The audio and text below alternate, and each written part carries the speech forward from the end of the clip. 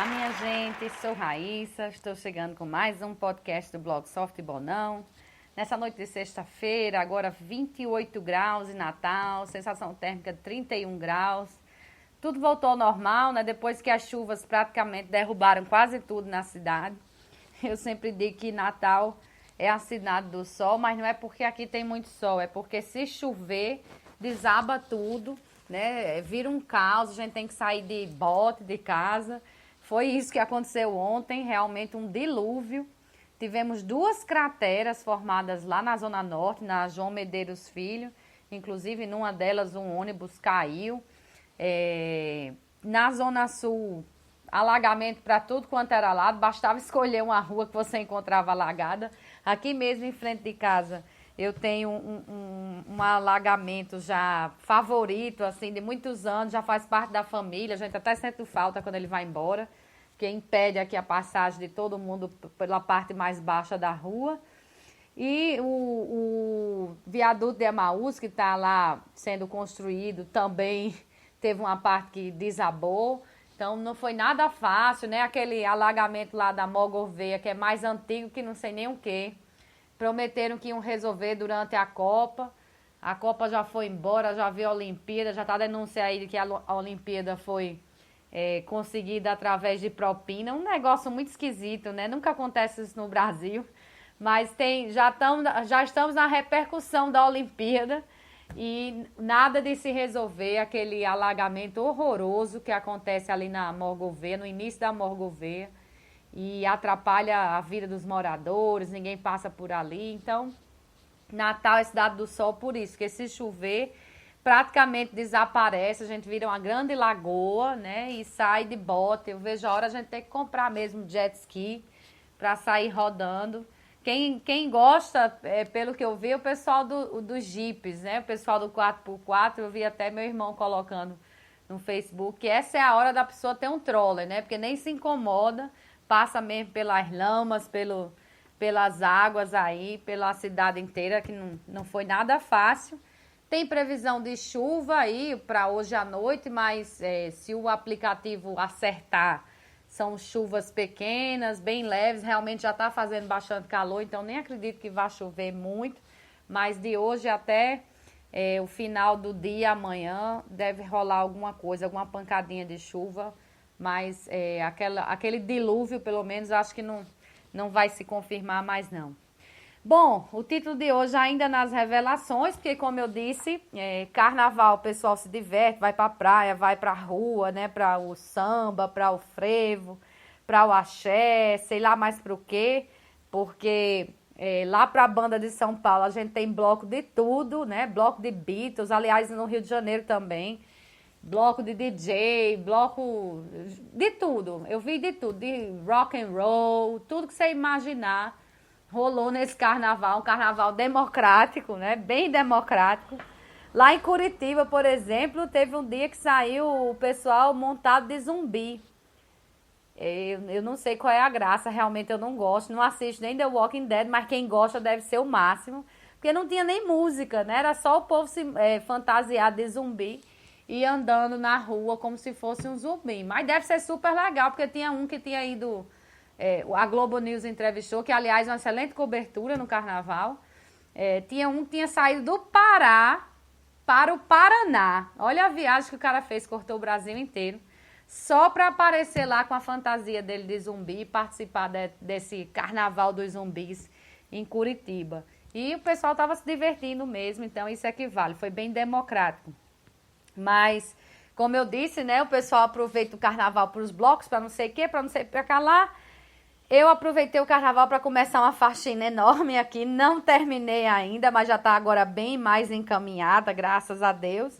Mas desde a sexta-feira passada, que foi quando começou mesmo essa faxina, que eu começo a ver as revelações aqui dos documentos antigos, né, as coisas antigas que eu vou revirando.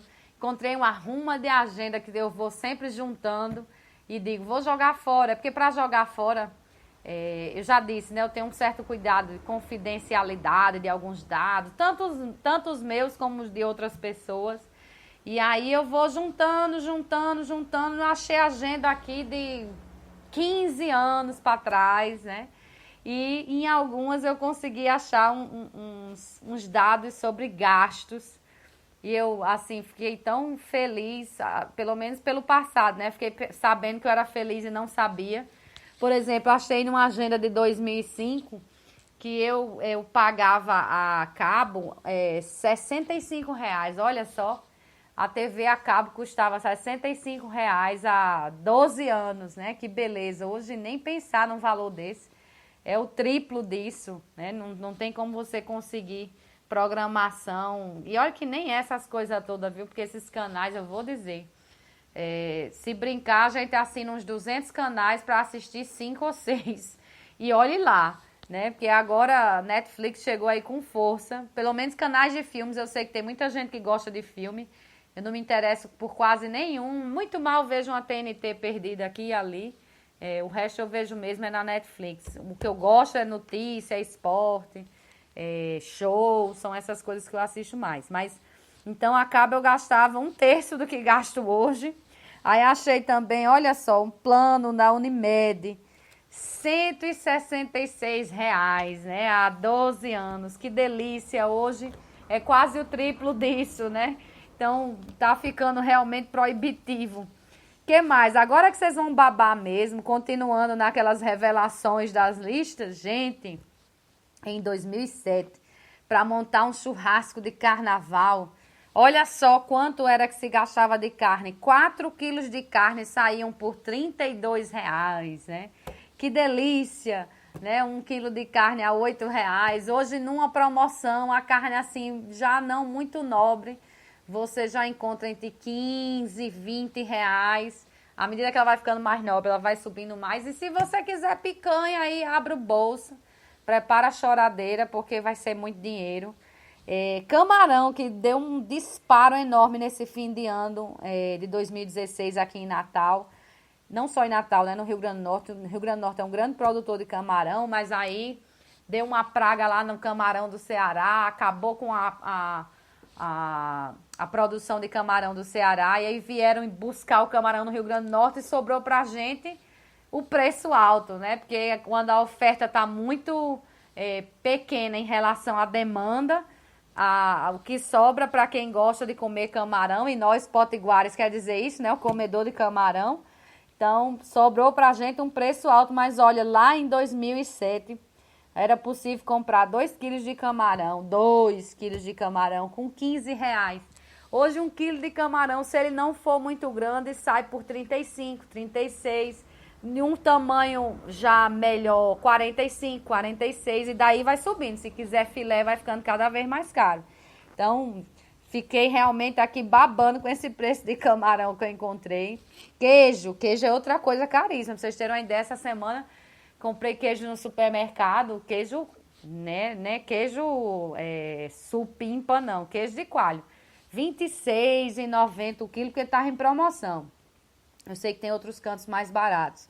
Mas mesmo assim, ó, 1 quilo de queijo custava, sabe quanto? R$ 9, né? Era super barato, pro padrão de hoje, pelo menos. R$ 9 era o quilo de queijo. E coração de frango, aquela delícia, que hoje sai aí na faixa de uns R$ 20 1 quilo. A gente comprava 2 quilos com R$ 15. É bom demais, né? Se a gente pudesse voltar no tempo, seria uma beleza. Gelo eu nem sei o preço. Acho que um pacote hoje de gelo deve estar aí na casa dos R$ 7, R$ 6, R$ 7. Mas lá atrás, minha gente, eu comprava 4 pacotes com R$ 6,50. Então era muito barato. Pacote de gelo, realmente, pra gente encher aquelas caixas térmicas e fazer um churrasco legal. Realmente dá uma saudade, né? Esse negócio de olhar essas agendas antigas e encontrar esses gastos antigos também. Pena que hoje o negócio está muito pior. Mas falando em gasto, eu também vi uma reportagem interessante essa semana na Exame sobre um estudo do termômetro tributário do Instituto Brasiliense de Direito Público.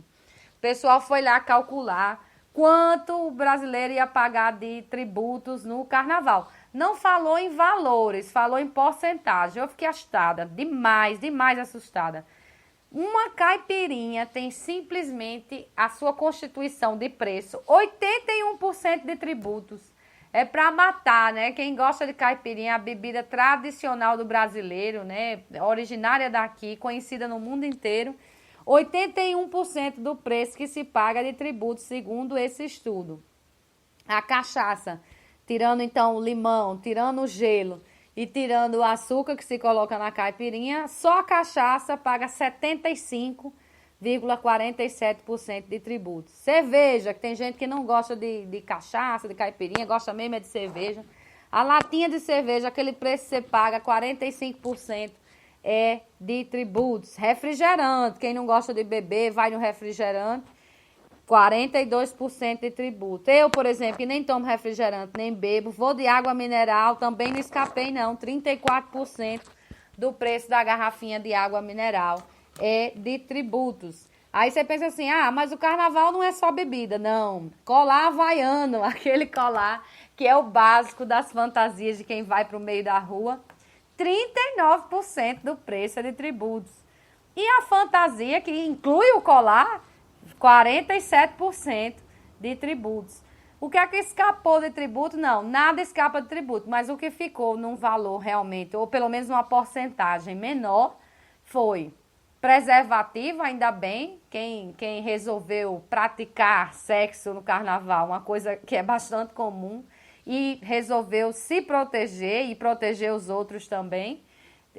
Tributos apenas 16,25%. Ainda bem que a mordida, nesse caso do leão brasileiro, é menor, porque estimula até o povo a se proteger. Já pensou se fosse uma mordida tipo a caipirinha de 81%? Aí é que a gente ia ter problema com doenças sexualmente transmissíveis e a AIDS, especialmente, que vem crescendo.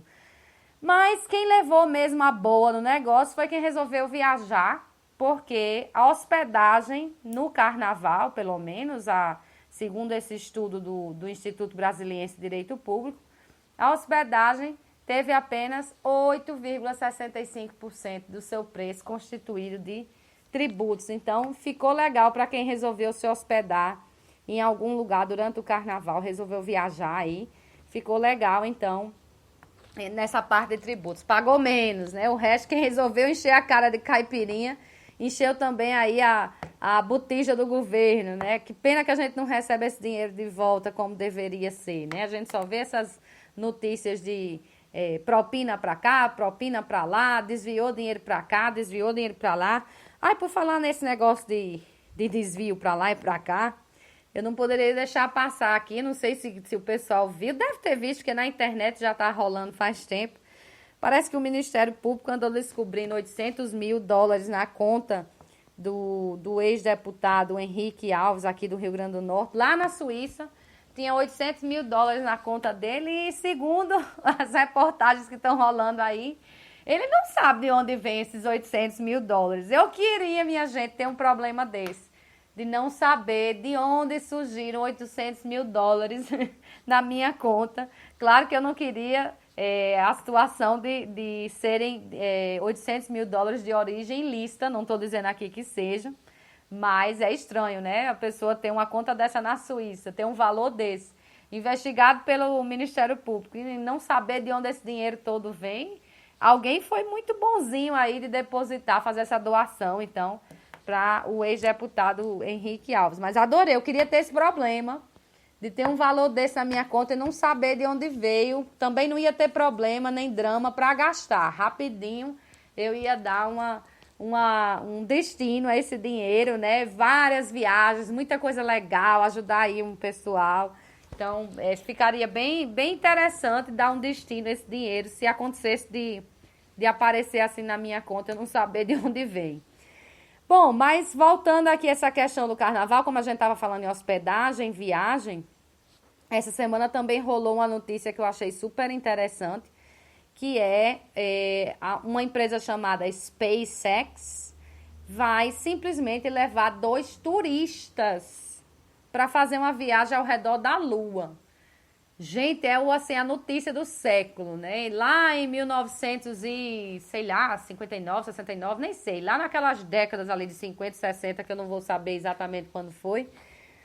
Nós tivemos o primeiro homem pisando na Lua, né? O Neil Armstrong, que tem gente que diz até hoje que foi uma grande fraude.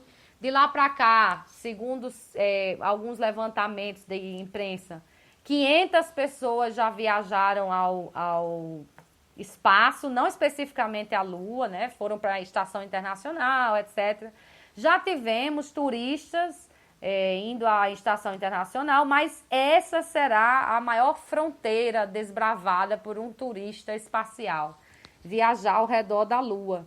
Então, a empresa anunciou, não disse o nome das duas pessoas, até porque elas vão ter que passar esse ano num intenso treinamento. Não revelou, a empresa não revelou o treinamento, mas o que a imprensa já saiu levantando por aí, com quem conseguiu, como turista, visitar, por exemplo, a Estação Internacional, que eu não sei nem que altura fica, não entendo nada de espaço, não cobrem demais de mim, mas sei que isso fica no meio do caminho, não é na Lua, né, antes.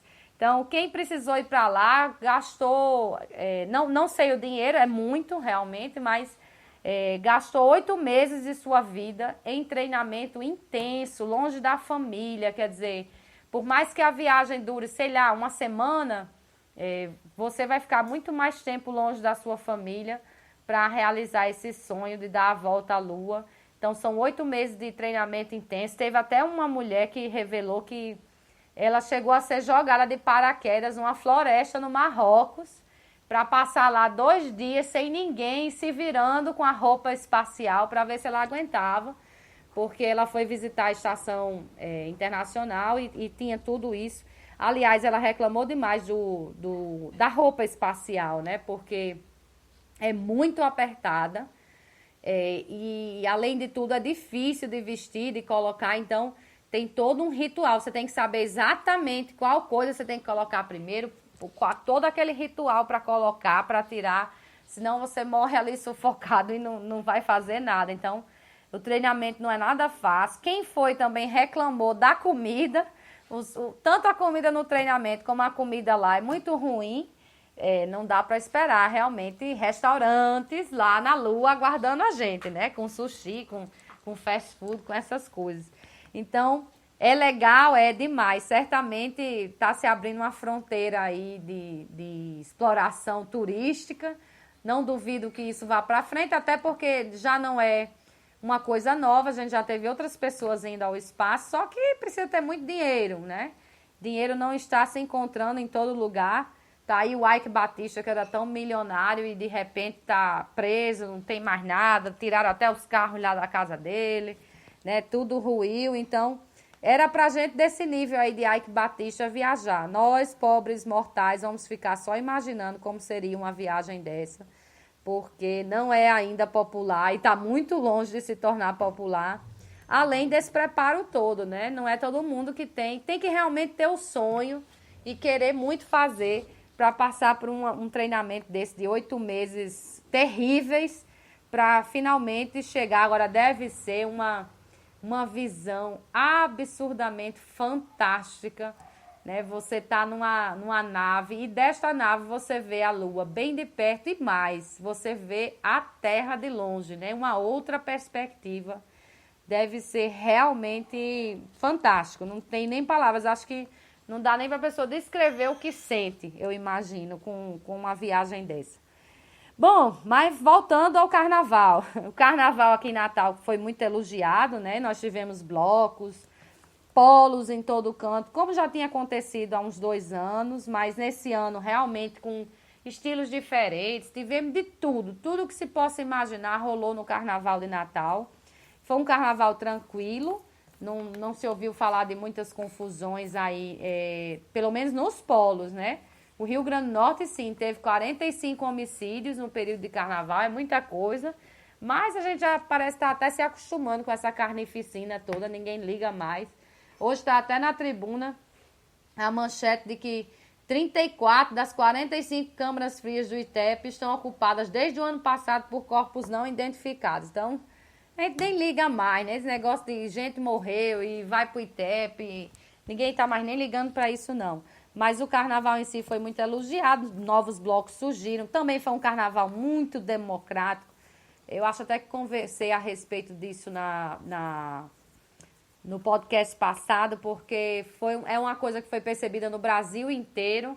Como a crise era muito grande, as pessoas não estavam muito dispostas a pagar muito dinheiro para ir num bloco, né, para participar de um bloco. O pessoal preferiu ficar de fora na pipoca e até investir parte desse dinheiro, que seria muito para ir num bloco, para fazer uma fantasia legal. Vi muito aqui em Natal o pessoal fantasiado, coisa que não é muito da tradição daqui, mas muita gente fantasiada, investindo em fantasias legais, né, no meio da rua, brincando livremente. Pelo menos eu fui a um dos carnavais aqui, né, algum dos blocos, aliás, um dos bailes, que foi o baile de máscaras da Confeitaria Ateneu, que foi na quinta, né, abrindo oficialmente o Carnaval de Natal, e achei tudo muito tranquilo, pessoal muito família, né, desde criança até os vovós, avós, vovós, todo mundo aí rodando com o seu cooler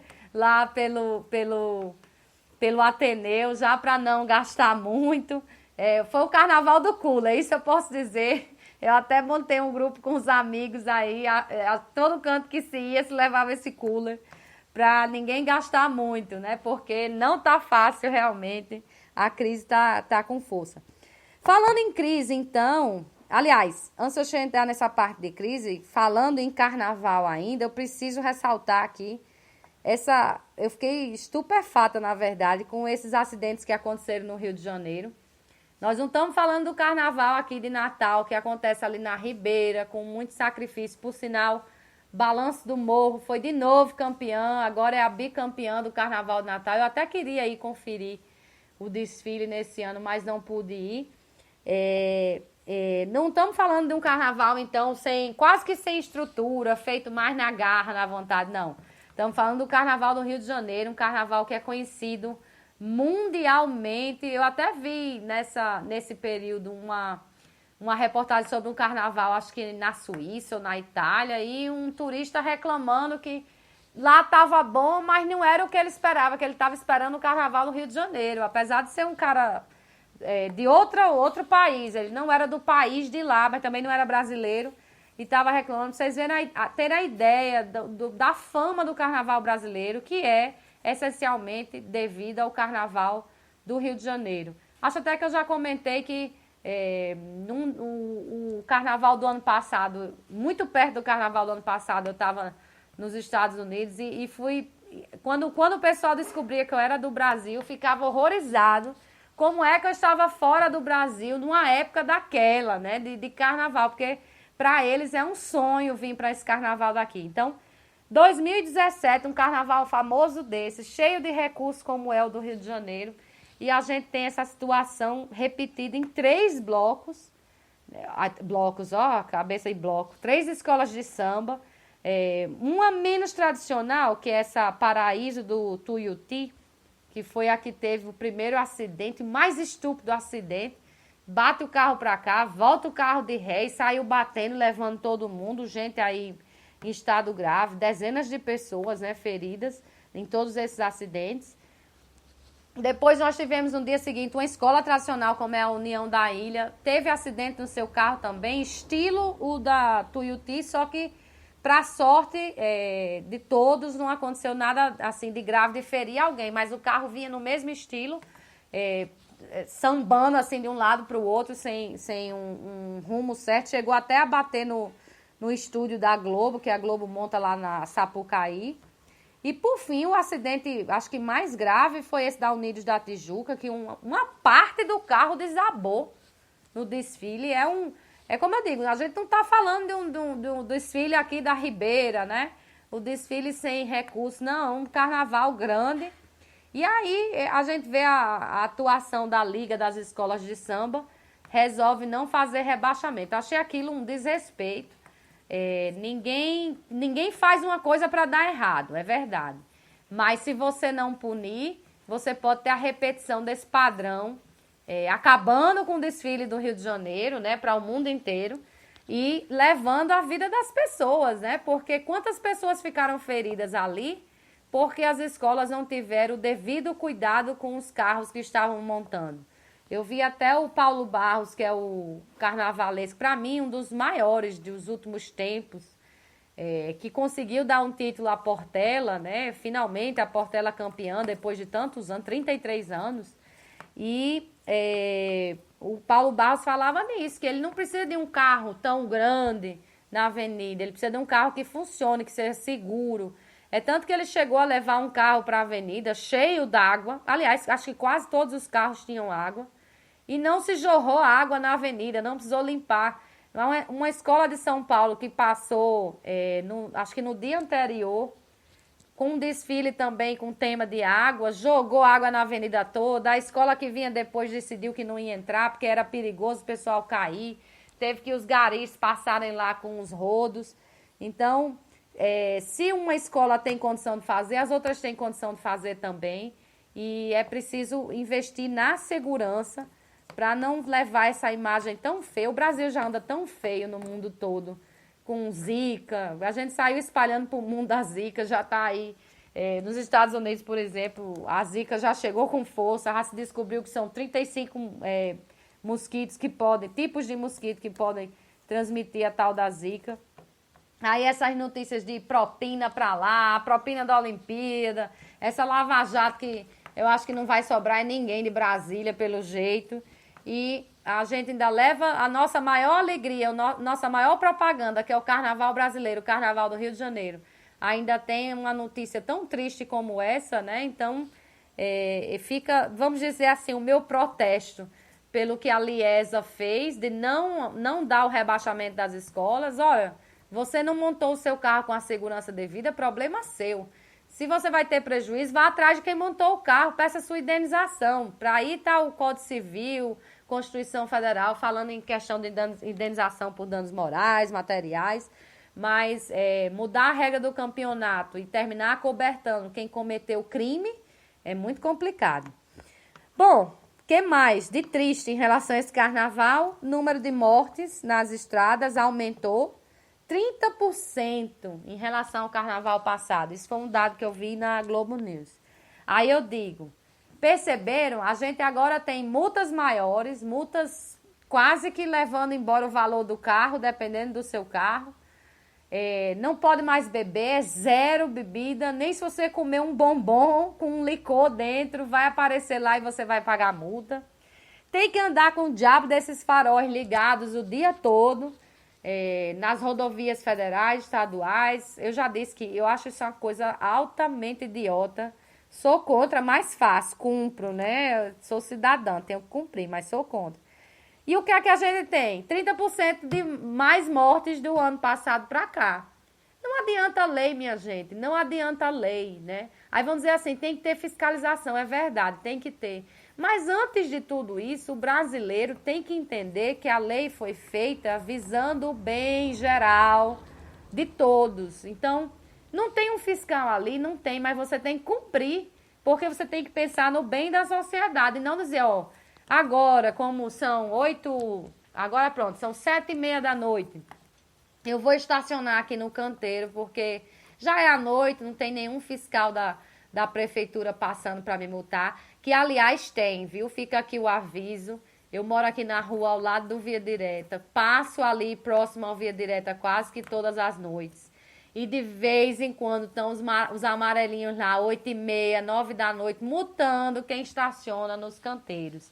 Então, não vão nessa não. Mas, veja bem, o pensamento é esse. Não, agora já é 10 horas da noite, então eu posso estacionar no local proibido. Agora já é tal hora, então eu posso fazer isso, posso fazer aquilo. Posso entrar na contramão, posso dirigir acima do limite de velocidade, por aí vai. Então, é preciso que o brasileiro em geral, a sociedade em geral, precisa compreender que as leis, as regras, elas existem para que a gente tenha uma boa convivência, com menos prejuízo para todo mundo. E se todo mundo tiver essa ideia, que é a ideia que impera, que nós só devemos cumprir se tiver um fiscal da lei ali, vai ficar difícil, e é essa a situação. Não adianta multar quem anda com farol desligado durante o dia, que é uma senhora besteira isso. Não adianta botar multa de 20 mil reais para quem beber e dirigir, porque o povo continua bebendo e dirigindo, procurando andar nas vias que não tem fiscalização. Não tem aquela ideia de que é preciso seguir as regras para que a gente tenha uma boa convivência. A verdade é essa. Aí, falando agora de saudosismo nessas revelações de hoje, a Nokia revelou que vai trazer de volta o Nokia 3310. Quem não lembra desse Nokia, né? Ele foi lançado no ano 2000. É o famoso Nokia do jogo da cobrinha. O jogo que viciou gerações. O povo gastava a bateria do celular. Mas peraí, gastar a bateria do celular naquela época era quase que inexistente, porque uma bateria dessa, minha gente, durava quase um mês se você não fizesse uma ligação, né? Só se você fosse bater, talvez, papo, seriam 22 horas você batendo papo direto para poder arriar uma bateria dessa. Então, o Nokia vai voltar. Segundo a Nokia, eu não sei se o nome da empresa ainda é Nokia, porque parece que ela foi vendida a outra, mas a marca foi mantida, né? Vai ter internet 2G, olha que avanço. Nós estamos na internet 4G, o Nokia vai ter internet 2G, o que vai permitir o uso de dados para acessar, por exemplo, Facebook, mais uma versão bem light de Facebook. Vai permitir... Não vai ter navegador, parece que o navegador dele vai ser aquele Opera Mini. É um navegador, mas que não carrega tudo, não vai dar para carregar foto, essas coisas assim. E já revelaram também que não vai dar para ter o WhatsApp. Aí é que eu não sei se o Nokia 3310 vai pegar mesmo, mas eles estão apostando que tem muita gente, tem muito mercado ainda para o celular barato, o celular que faz ligação, que essa é a função principal, não é o smartphone, né? É fazer ligação, mandar SMS. O custo aí dele vai ficar na casa dos R$ 160, é muito barato realmente para a realidade brasileira, que hoje qualquer celular custa pelo menos R$ 500. Então ele deve ficar na casa dos 160. Ninguém sabe se realmente vai ser lançado no Brasil. A expectativa é ser lançado nos Estados Unidos, alguns países aqui da América Latina, alguns países da Europa. Mas se chegar lá para a banda dos Estados Unidos, eu acho que chega para cá também.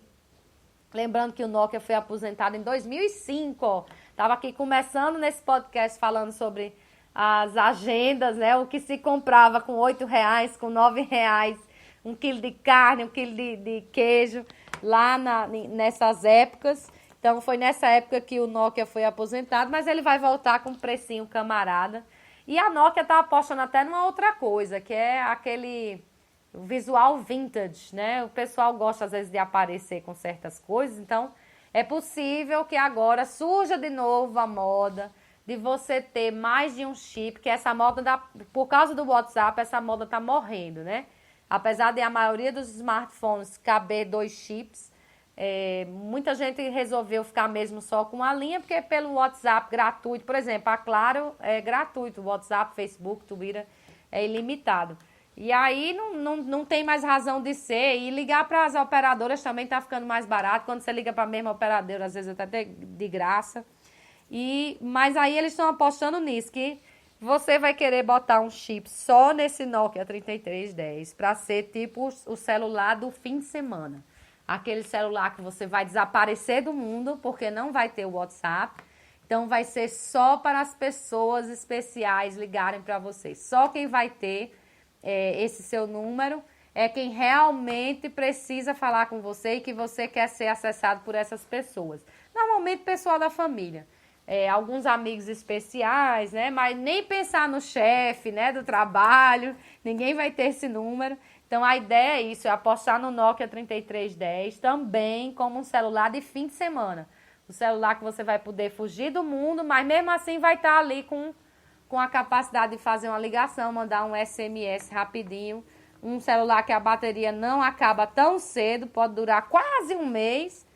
E o grande mistério é, será que vai voltar o jogo da cobrinha, né? Todo mundo querendo voltar a jogar o famoso Snake, né? Que é aquele bloquinho que saía andando e você comia outro bloquinho, aí virava uma cobrinha e ia aumentando, até que não tinha mais como você rodar na tela do celular para pegar esses bloquinhos.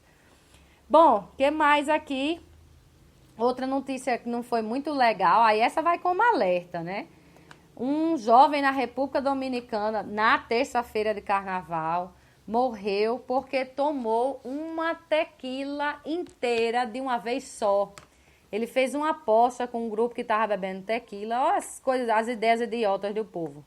Fez uma aposta que tomaria de uma vez só e para isso ele recebeu em torno de $630 se ele cumprisse a aposta. Tem um vídeo rolando na internet, eu nem assisti, confesso, porque infelizmente eu acho que essas coisas rodam muito na internet sem necessidade. Mas nesse caso tá lá o vídeo dele, né? Filmaram a aposta, ele toma o litro de tequila todo, acaba só lá ao mesmo tempo dele receber o dinheiro, né? E ele desmaia, vai para o hospital, mas não consegue sobreviver. Morreu de uma aposta idiota que fez lá na República Dominicana. Pelo amor de Deus, parem de fazer essas apostas de fulano, vira aí a bebida, né? Isso é muito perigoso, fico alerta aqui. Para terminar, vou falar sobre esse erro que aconteceu no Oscar. Já até tinha publicado na semana nas redes sociais, porque a gente teve um erro lá no Miss Universe, né? O Steve Harvey anunciando o segundo lugar, a candidata que ficou em segundo lugar como primeira e aí teve que tirar a coroa da cabeça de uma, colocar na cabeça de outra, um momento super constrangedor. Mas aí a gente pensa que não é possível ficar mais constrangido, ficou. Com o Oscar foi ainda pior, né? Anunciaram um filme, depois que a equipe todinha subiu ao palco, que era a equipe de La La Land, todos os produtores, diretores, cada um foi lá, fez o seu discurso. Quando chegou a vez do último, aí ele quando terminou o discurso dele, que já tinha agradecido pai, mãe, filho, cachorro, papagaio, periquito, todo mundo. Quando terminou, ele viu a movimentação e disse, e por falar nisso a gente perdeu. Horrível, né?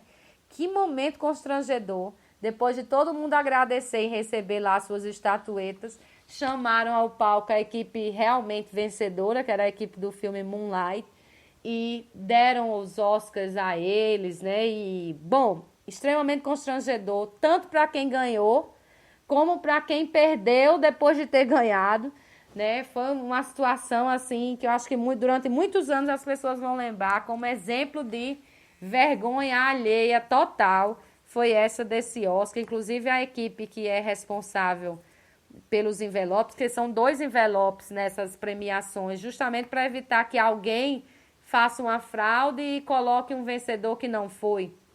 Fica sempre com 2 auditores, cada um com um envelope. Na hora que anunciaram o envelope dobrado da atriz, né, que na verdade o envelope era da melhor atriz, Emma Stone, de La La Land, o cara que estava lá com a dobra de melhor filme, viu logo que tinha alguma coisa errada e subiu ao palco para conferir. Mas mesmo assim, a equipe lá da PricewaterhouseCoopers, que era a auditoria, né, do Oscar durante não sei quantos anos, nem me pergunto quantos anos são, mas essa equipe foi afastada porque foi um erro grotesco. E segundo eu vi até acho que foi Ana Maria Braga, dizem que o problema foi que quem deveria entregar o envelope estava postando a foto das celebridades nas redes sociais. Devia ser no Instagram, né? Tira a foto e bota, fulana, né, tá aqui, olha onde eu tô. E aí esqueceu de fazer o que era para fazer. Quem usa muito rede social e tem essa mania de ficar postando foto o tempo todo, sabe bem que isso é muito provável de acontecer e pode ser realmente a explicação. Mas o que eu queria dizer é que eu ainda estou aguardando que alguém apareça de autoridade dos Estados Unidos e diga que leram errado o nome do vencedor da campanha presidencial, né? Que na verdade não era Donald Trump e sim Hillary Clinton, né? Estou esperando alguém ainda aparecer para reconhecer esse erro. Certamente seria o erro mais comemorado de todo o mundo e de todos os tempos. Seria esse erro de indicar o ganhador errado da eleição americana. Mas infelizmente a gente vai levando com o que tem mesmo. Bom, pessoal, é isso, né? Vou aproveitar para recomendar 2 programas para amanhã. Um às 16 horas, lá em Ponta Negra, na área externa, não me perguntem onde fica exatamente, na área externa do Noble Suites, Ponta Negra Beach, 16 horas, acesso gratuito, vai ter o Projeto Maré Cheia com Camila Mazizo, lançando lá o seu novo disco, né? O seu novo álbum de trabalho. Parece que o primeiro single chama Dias de Reis. Camila é chegada ao samba, bossa nova, tem uma boa voz, é da terra, então vale a pena. E para um que eu realmente vou indicar, não sei nem se ainda tem vaga, é o show de Bibi Ferreira no Teatro Riachuelo, às 20 horas. Bibi é uma artista de um talento absurdo no Brasil, já tem 94 anos. Infelizmente, as pessoas não são eternas, né? A obra até é, a pessoa não é. E não se sabe nem se é possível que Bibi faça uma outra turnê aqui, ninguém sabe a condição de saúde e tudo, então é um show imperdível, só digo isso, são 75 anos de carreira. Ela está comemorando aí bodas de diamante na sua carreira, o show se chama 4 vezes Bibi. Não deve ser um show muito longo, até por sua condição de saúde física mesmo. É tanto que já foi até divulgado o roteiro. A gente já tem a lista de todas as músicas que serão cantadas. Um destaque maior aí para Edith Piaf, mas tem Frank Sinatra, tem Carlos Gardel, tem Amália Rodrigues aí na lista. E a cada música a gente vai ter uma história, né? Ela canta uma música, conta uma história. Canta uma música, conta uma história.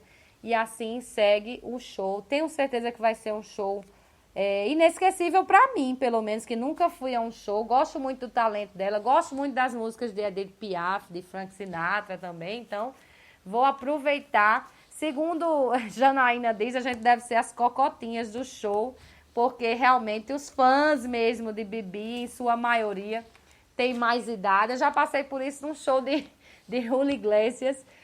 Minha mãe super fã, virei fã de Julio Iglesias também. Coincidência ou não, ela não foi também para o show de Julio Iglesias, mas era uma graça, minha gente. Foi no finado Machadinho, tinha gente, para vocês terem uma ideia, nas mesas, jogando baralho, esperando a hora do show, né? Então, foi um show super legal, todo mundo cantando todas as músicas. Eu acho que isso é que é legal, essa energia, essa vibração.